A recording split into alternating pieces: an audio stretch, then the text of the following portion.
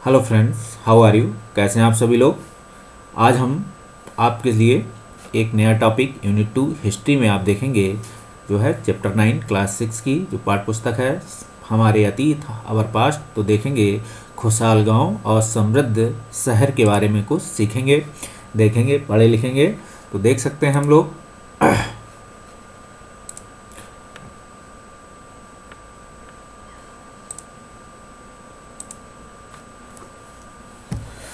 हम अगर देख रहे हैं तो देखेंगे चैप्टर 9 है और आप देख सकते हैं खुशहाल गांव और समृद्ध शहर। तो हम लोगों ने क्या पिछले चैप्टर में देखा था कि एक साम्राज्य अशोक महान के बारे में सुना था, अशोक के साम्राज्य के बारे में सुना था, धम्म के बारे में सुना था, कुछ नीतियों के बारे में सुना था, कलिंग युद्ध के बारे में जाना था।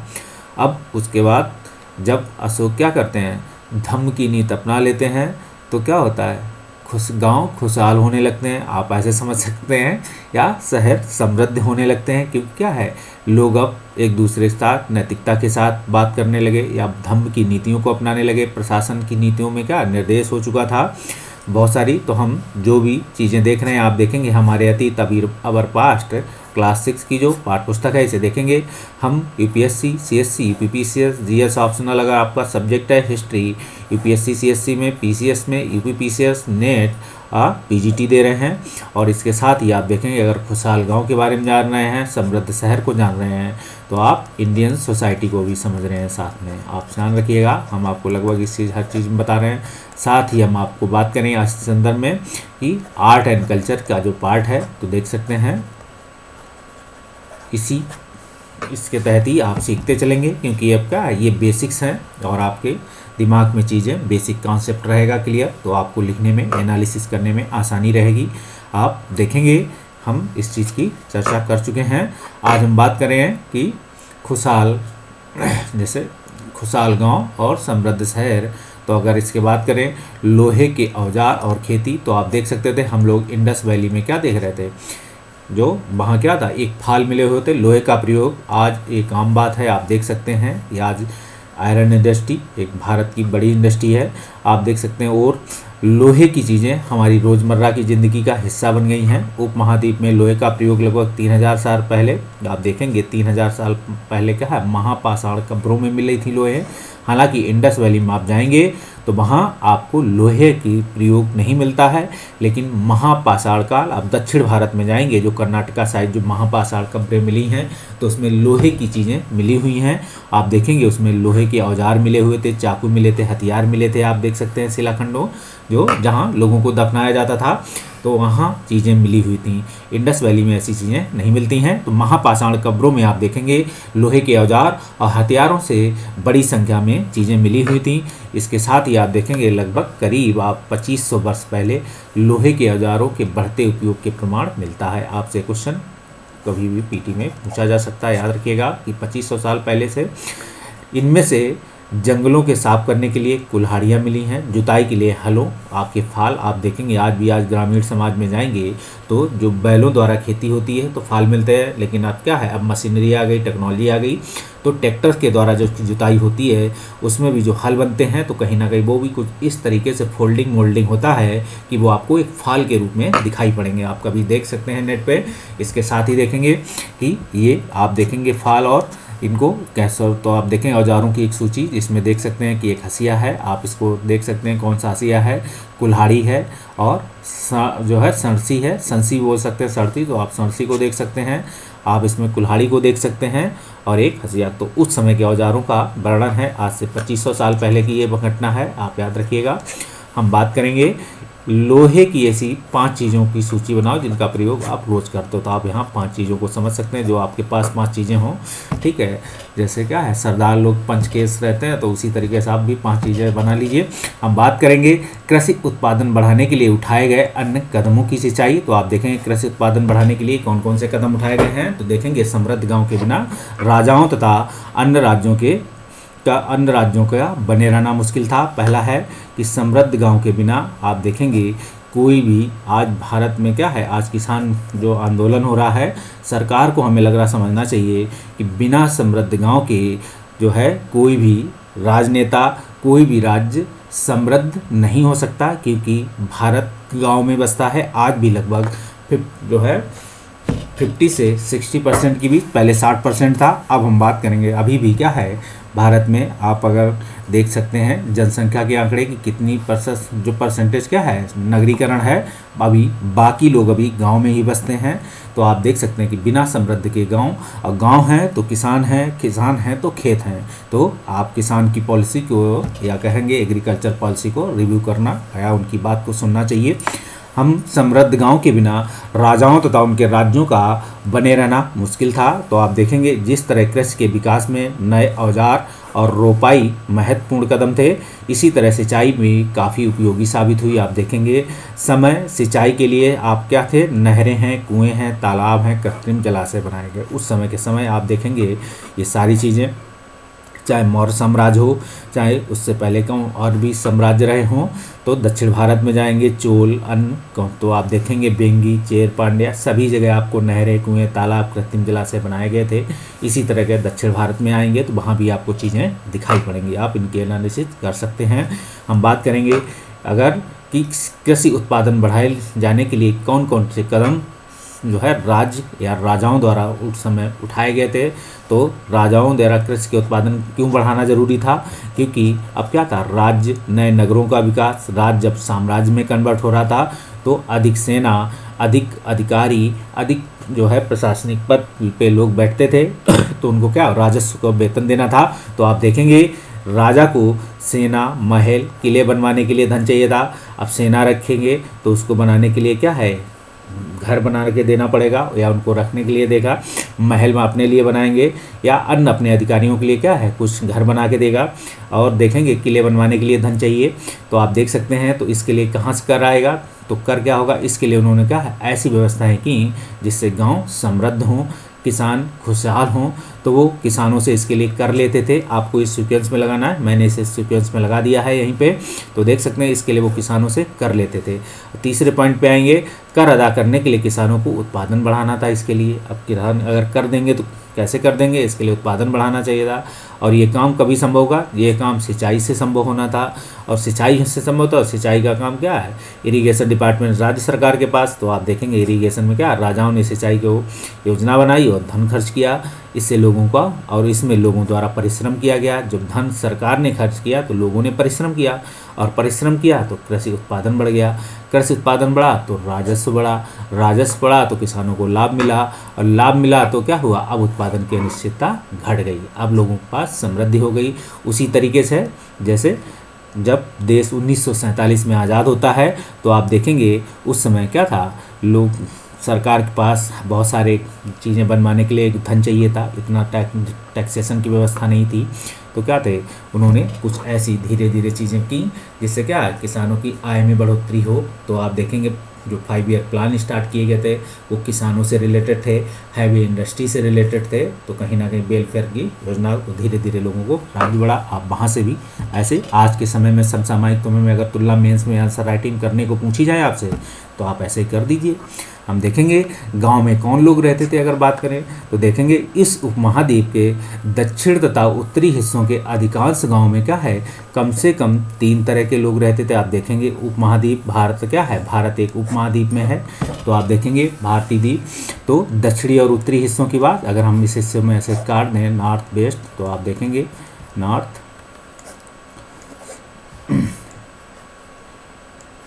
ईस्ट और वेस्ट को अगर जोड़ दें तो आप देखेंगे अगर नॉर्थ साउथ की बात हो रही, क्योंकि आप क्या है तो देखिए गांव में कम से कम 3 तरह, तमिल क्षेत्र तो आप देखेंगे साउथ एरिया में आ जाएंगे, ठीक, आप देख सकते हैं इस एरिया में तमिल में। तो आप देखेंगे भूस्वामी को क्या है बेल्लाल बोला जाता, बेल्लाला या बेल्ला।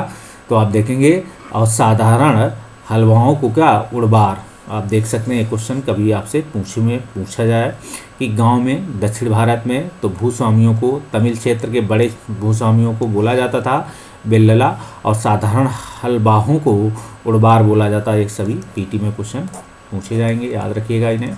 हम बात करेंगे भूमिहीन मजदूर, दास, कैडिसियार और अधिमाई कहलाते थे। जो भूमिहीन मजदूर होते थे उन्हें दास, कैडिसियार बोला जाता था, याद रखिएगा। और साथ में जो है अधिमई कहलाते थे। आप इन्हें भी पीटी पॉइंट ऑफ व्यू से याद रखें। अब हम बात करेंगे देश के उत्तरी हिस्से में, तो देखेंगे गांव का प्रधान व्यक्ति ग्राम भोजक कहलाता था। जो गांव अब हम आएंगे उत्तरी हिस्से में, ठीक, इस हिस्से में बात करेंगे। तो देख सकते हैं उत्तरी हिस्से में गांव का जो प्रधान होता था, आप देखेंगे हमारे यहाँ क्या है, लोकल लेवल की गवर्नमेंट। आप चोला डायनेस्टी जाएंगे तो वहाँ भी आपको दिखाई पड़ेगी। तो आप देखेंगे एशियन काल से तो गांव में प्रधान व्यक्ति होता था, आप देखेंगे। लेकिन ये प्रधान व्यक्ति का मतलब है पंचायत का व्यक्ति नहीं था। प्रधान मतलब मेन व्यक्ति की बात हो रही है। तो ये ग्राम भोजक कहलाता था, गांव का मुखिया होगा। अक्सर एक ही परिवार के लोग इस पद पर कई पीढ़ियों तक बने रहते थे। आप देख सकते हैं ये पीढ़ी दर पीढ़ी व्यवस्था आ रही थी। जैसे इन्हें कहा जाता होगा, हम बता दें आपको, इन्हें अगर चौधरी बोला जाता होगा, आई थिंक अलग अलग डायनेस्टी में अलग अलग नाम से पुकारा जाता था, हम देखेंगे। यानी यह पद आनुवंशिक था। आप ये भी देखेंगे ये पद कैसा था, आनुवंशिक था। ग्राम भोजक के पद पर आमतौर पर गांव का सबसे बड़ा भूस्वामी होता था। देखा, ग्राम भोजक पूछा जाए कि ग्राम भोजक क्या होता है तो आपसे पीटी में क्वेश्चन बनता है। तो पीढ़ी दर पीढ़ी आनुवंशिक पद है ग्राम भोजक का पद, ये भी याद रखिएगा। आप ये भी देखेंगे कि ग्राम भोजक का पद आमतौर पर गांव का सबसे बड़ा भूस्वामी होता है। तो ये पीटी में क्वेश्चन आपसे कभी पूछा जाए तो ध्यान रखिएगा इसे। हम आगे बात करेंगे, साधारणतः उनकी ज़मीन पर इनके दास और मजदूर काम करते थे। आप ये भी देखेंगे इनकी ज़मीनों पर क्या दास और मजदूर काम करते थे। अभी हमने आपको बताया दक्षिण भारत में भूमिहीन मजदूरों और दासों को कुछ बोला जाता था। आप देख सकते हैं कैडिसियार अधिमई बोला जाता था, आप इसे ध्यान रखिएगा। इसी साथ ही आप इसके अतिरिक्त प्रभावशाली होने के कारण प्रायः राजा भी इनसे कर वसूलने का काम इन्हीं को सौंप देते थे। आप देखेंगे जो भूस्वामी होता था या ग्राम भोजक कहलाता था, इसे कर वसूलने का काम, गांव का काम इसे दे देते थे। ये न्यायाधीश का और कभी कभी पुलिस का काम करता था, मतलब ये पक्का चौधरी थे, आप याद रखिएगा ने, क्योंकि न्यायाधीश कभी कभी पुलिस का भी काम करते थे। हम बात करेंगे ग्राम भोजक के अलावा अन्य स्वतंत्र कृषक भी होते थे। तो आप देखें ग्राम भोजकों के अलावा अन्य स्वतंत्र कृषक भी होते थे ग्राम भोजकों, जिन्हें गृहपति कहते थे। तो आप इन्हें पीटी पॉइंट आप इसे याद रखिएगा। ग्राम भोजकों के अलावा क्या है, अन्य स्वतंत्र कृषक भी होते थे जिन्हें गृहपति कहा जाता था, आप ये भी देखेंगे। और इसके साथ ही आप देखेंगे इनमें से ज़्यादातर छोटे किसान ही होते थे। इसके अतिरिक्त कुछ ऐसी स्त्री पुरुष थे, आप इन्हें देखेंगे। इसके अतिरिक्त छोटे किसान ही होते थे। इसके अतिरिक्त कुछ ऐसे स्त्री पुरुष थे जिनके पास अपनी ज़मीन नहीं थी, आप इन्हें देख सकते हैं, ज़मीन नहीं होती थी। इनमें दास कर्मकार आते थे, इन्हें दूसरी की ज़मीन पर काम करने अपनी आजीविका चलानी पड़ती थी। आप इन्हें देख सकते हैं कि ग्राम भोजकों के अलावा अन्य स्वतंत्र कृषक भी थे, इन्हें गृहपति कहा जाता था। ये स्वतंत्र कृषकों को क्या कहा जाता था दक्षिण भारत में, तो गृहपति। ये पीटी पॉइंट ऑफ व्यू से है। स्वतंत्र कृषक होते थे, सभी लाइन आप याद रखिएगा, ठीक है। छोटे किसान होते थे, इनमें ज़्यादातर छोटे किसान होते थे। ये कुछ इससे स्त्री पुरुष से जिनके पास अपनी ज़मीन नहीं होती थी, ये इनमें दास कर्मकार आते थे। तो देख सकते हैं स्त्री पुरुष दोनों की तो बात की गई है। दूसरे के ज़मीन पर काम करके अपनी जीविका चलाते थे, आप इसे देखेंगे। अधिकांश गाँव में लोहार, कुम्हार, बढ़ई, बुनकर जैसे कुछ शिल्पकार भी आते हैं, आप इन्हें देख सकते हैं। इसके साथ ही कि कैसे कैसे काम होता था इनके साथ, आप इसके साथ ही आगे बढ़ेंगे तो आप देखेंगे कि ये आपका क्या प्राचीनतम तमिल रचनाएं हैं। तो आप इन्हें देख सकते हैं कि तमिल की प्राचीनतम रचनाओं में संगम साहित्य आप देख सकते हैं करीब 2300 साल पहले की गई थी। इन्हें संगम साहित्य इसलिए कहा जाता क्योंकि मदुरई, आप देख सकते हैं इसमें मदुरई कहाँ है, तो देख सकते हैं मदुरई ये है आपका, ठीक है। तो देखेंगे यहीं पे क्या है, चोल, पांड, चेर, चालुक्य, ठीक, आप देख सकते हैं साथ में। तो आप ये गुप्त वंश के जीते द्वारा नगर थे, तो जितने भी ये रेड से रखे हैं ये गुप्त वंश द्वारा जीते गए थे। आप देखेंगे कि कवियों के सम्मेलनों में इनका संकलन किया गया है। गांव में रहने वाले लोगों में जिन तमिल नामों का उल्लेख किया गया यहाँ, वे संगम साहित्य में पाए जाते। तो इन्हें आप संगम साहित्य में देख सकते हैं कैसे हैं। तो संगम साहित्य में नगरों को देख सकते हैं कौन कहाँ नगर है। इसके साथ ही हम बात करेंगे नगर क्या कहती हैं, ठीक है, कहानियाँ और यात्रा विवरण, तो मूर्त कलाएँ और पुरातत्व। तो नगर क्या कहती हैं मतलब कहानियों के द्वारा आपको नगरों के बारे में जानकारी मिलेगी। किसी यात्रा विवरण मतलब कोई मेगस्थनीज आए या कोई अन्य प्राचीन, जैसे उस समय यात्री आते रहे होंगे, जैसे क्या मोरक्को से आते थे और यूनान से आते थे, एथेंस से आते थे, तो आप देखेंगे अकबर के समय आए तो आप देखेंगे तुमने जातकों के बारे में सुना होगा। जातक मतलब ऐसी कहानियाँ हैं जो ये वो कहानियाँ हैं जो आम लोगों में प्रचलित थीं। बौद्ध भिक्षुओं ने इनका संकलन किया है। आप देखेंगे बौद्ध भिक्षुओं मतलब भिक्षुओं को भिक्षु बोला जाता है, ये प्राकृत भाषा का वर्ड है, याद रखिए।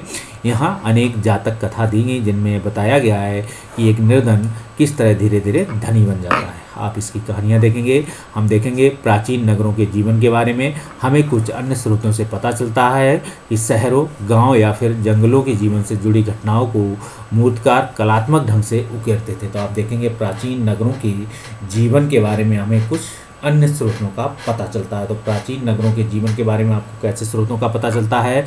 शहरों, गांव या फिर जंगलों के जीवन से जुड़ी घटनाओं को मूर्तिकार कलात्मक ढंग से उकेरते थे। इन मूर्तियों को ऐसी मूर्ति की रेलिंग, खंभों या प्रवेश द्वारा सजाया जाता था जहां लोग आते थे। तो आप देखेंगे इन मूर्तियों की ऐसी इमारतों की रेलिंग, खंभों या प्रवेश द्वारा कैसे सजाया जाता था। आप देखेंगे एक निर्धन, एक देखिए एक कहानी सुनाई दे रही है, आप इसे देख सकते हैं। तो हम देखेंगे इस कहानी को, तो आप देखेंगे एक निर्धन की चतुराई के रूप में। इससे पहले आपको बता दें ये है आर्ट एंड कल्चर का पार्ट यहाँ, ठीक है। तो इसमें देखेंगे नगरों के बारे में जैसे जाना तो आपको स्रोतों से पला शहर, गांव, जंगल से जुड़ी घटनाओं, फिर आपने मूर्तिकला को कलात्मक ढंग से उकेरते थे। इन आप आज जाएंगे जो अच्छे मंदिर हैं, आपको जो बड़े बड़े मंदिर है इसमें आप देख सकते हैं मूर्ति को, कलाओं को, ऐसी मूर्तियों को आप देखेंगे। ऐसी इमारतों की रेलिंग, खंबे आप देखेंगे, इन्हें अलग अलग नाम, साउथ इंडिया में जाएंगे तो आपको अलग अलग इन्हें बोला जाता है। आप नॉर्थ इंडिया में आएंगे अलग अलग आर्ट कल्चरों के नाम है। प्रवेश द्वार उन्हें सजाया जाता था। प्रवेश द्वारों को देख सकते हैं कि प्रवेश द्वार को क्या बोला जाता है, जहाँ लोग आते जाते थे, मुख्य द्वार को। तो हम बात करेंगे एक निर्धन की कहानी। तो एक निर्धन की चतुराई देखिए। एक शहर में एक गरीब युवक रहता था, उसके पास मरे चूहे के अलावा कुछ नहीं था। देखिए और उसने उस चूहे के एक सिक्के में क्या है, एक भोजनालय वाले की बिल्ली के लिए बेच दिया। आप देखेंगे एक दिन बड़ी जोर से आंधी आई, राजा का बगीचा टूटा, टहनियों और पत्तों से भर गया। उसका माली फिर इसे साफ करने के लिए इस बात से परेशान उठा। युवक ने माली से कहा अगर लकड़ियां और पत्ते उसे मिल जाएं तो बगीचे की सफाई कर सकता। माली तुरंत मान गया। युवक ने पास खेल रहे बच्चों को यह कहकर इकट्ठा कर लिया कि प्रत्येक टहनी और पत्ते के बदले उन्हें एक मिठाई मिलेगी। देखते ही देखते बगीचे से एक एक तिनका जो चुनकर गेट के पास इकट्ठा कर दिया गया। तभी उधर से राजा का कुम्भकार बर्तनों का पकाने के लिए ईंधन की तलाश में गुजरा। ठीक है, उसने क्या किया, पूरे ढेर को खरीदा। इस तरह युवक के पास कुछ पैसे हो गए। अब युवक ने एक योजना बनाई। एक बड़े बर्तन में पानी भरकर एक नगर द्वार पर गया और उसने घास काटने वाले 500 लोगों को पानी पिलाया। आप देखेंगे खुश होकर उसने कहा तुमने हमारे लिए इतना अच्छा काम किया, बताओ हम तुम्हारे लिए क्या कर सकते हैं। उसने कहा मैं आपको यह तब बताऊंगा जब आपकी सहायता की ज़रूरत होगी। आप देखेंगे इसके बाद उसने क्या हुआ, एक व्यापारी से दोस्ती की। एक दिन उस व्यापारी ने बताया कि कल इस घोड़े का व्यापारी 500 घोड़ों के साथ शहर में आ रहा है। आप देखेंगे तो यह सुनकर उस युवक के पास ने उस घास काटने वालों को जाकर कहा कि कृपया तुम सब एक एक घास का गट्ठर मुझे दे दो और अपनी घास तब तक मत बेचो जब तक कि मेरी ना बिक जाए। उसने उस घासों के 500 गट्ठरों जो है दे दिए। जब घोड़े के व्यापारी को कहीं भी घास नहीं मिली तो उसने इस युवक की घास 1000 सिक्के में खरीद ली। तो देख सकते हैं किस तरीके से वो। और आप देखेंगे कहीं ना कहीं ये दिल्ली का क्या है, दिल्ली में मिला, ये है बलयकूप है। तो देखेंगे हड़प्पा की जल निकास व्यवस्था से कैसे भिन्न है, आप देखेंगे इसके बारे में आर्ट एंड कल्चर में। आप देखेंगे सांची की मूर्तिकला, मध्य प्रदेश में स्थित सांची के स्तूपों की मूर्तिकला का नमूना है। इसमें शहर के जीवन का एक दृश्य है। तो आपसे क्वेश्चन पूछा जाए कि सांची की मूर्तिकला में शहर के जीवन का एक दृश्य दिखाई पड़ता है, आपको ये स्टेटमेंट में दिखाई पड़े क्वेश्चन, आप मारेंगे सही। तुम इसे आगे अगर हम चैप्टर आगे आएंगे तब इसमें पढ़ेंगे। सांची के बारे में जानोगे, दीवारों को देखो, ईंटों की बनी, ये लकड़ी या पत्थर से बनी, इनकी रेलिंग लकड़ी की बनी है या इमारतों की बनी है। हम जब अगले चैप्टर में आएंगे तो सांची के स्तूप के बारे में आपको डिस्क्रिप्टिव सुनाएंगे। आप देखेंगे वर्णित अनेक शहर महाजनपदों की राजधानी, जैसे तुम क्या है पहले से इन्हें पढ़े, तो इनमें कुछ शहर क्या है परकोटों से घिरे, मतलब चारों शहर है परकोटों चारों ओर से। आप देखेंगे अनेक शहर में क्या है बलैकूप मिले हैं। अभी बताएंगे बलैकूप गुसल खाने, नाली या कूड़ेदान के लिए प्रयुक्त होते हैं। बलैकूप आप देखेंगे ये बलैकूप लोगों को घरों में होते थे, तो बलैकूप क्या होते थे पीटी में क्वेश्चन आपसे पूछा जा सकता है। ठीक, आप देख सकते हैं सांची के स्तूपों की मूर्तिकला के संदर्भ में या जो अलग अलग मूर्तिकला, तो आप इस मूर्तिकला से चीज़ों को समझ सकते हैं कि प्राचीन मूर्तिकलाएँ कितनी महीन होती थी।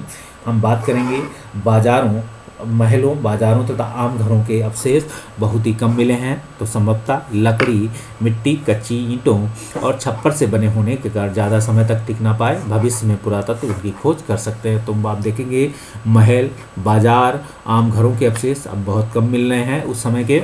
देखेंगे लकड़ी, मिट्टी, कच्ची ईंटों के या छप्पर से बने होने के कारण ये महल, बाजार, घर होते थे जो, तो क्या होते थे मिट्टी के बने होंगे तो नहीं मिलेंगे, कच्ची ईंटों के मिले होंगे तो नहीं मिलेंगे, छप्पर बने होंगे तो वो अब तक क्या डिकम्पोज हो गए होंगे।